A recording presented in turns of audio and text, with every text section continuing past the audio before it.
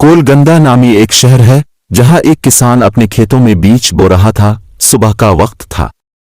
علاقے کا نواب سیر کرتا ہوا وہاں سے گزرا۔ کسان کو محنت سے کام کرتے ہوئے دیکھ کر نواب نے سوچا کہ کسان سے اس کی خیریت دریافت کرنی چاہیے۔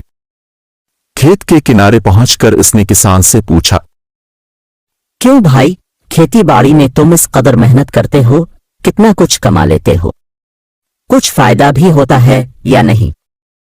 کسان نے سر اٹھایا اور نواب سے کہا، فائدہ کیا جناب، فصل کٹنے کے بعد اس کے 4 حصے کر لیتا ہوں۔ نواب نے پھر پوچھا، اچھا تو ان 4 حصوں کو خرچ کیسے کرتے ہو؟ کسان نے جواب دیا، یہ ایک حصہ تو حکومت کے ٹیکس میں چلا جاتا ہے، دوسرا حصہ قرض چکانے میں ختم ہو جاتا ہے، تیسرا حصہ ادھار دیتا ہوں اور باقی چوتھا حصہ یوں ہی لوٹا دیتا ہوں۔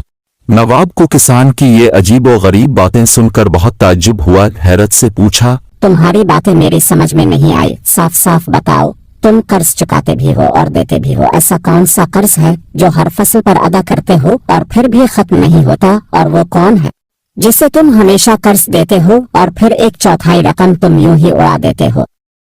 کسان نے جواب دیا، جناب بات دراصل یہ ہے کہ میرے والد نے ایک ساہوکار سے رقم ادھار لی تھی، والد کے مرنے کے بعد اس کا سود میں ادا کرتا ہوں، ایک حصہ ٹیکس دینے کے دوسرا حصہ یہ ادا ہو جاتا ہے۔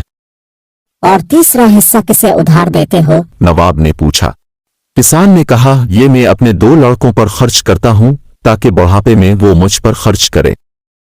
نواب نے پوچھا، اور یہ ایک حصہ فضول کیوں اڑا دیتے ہو؟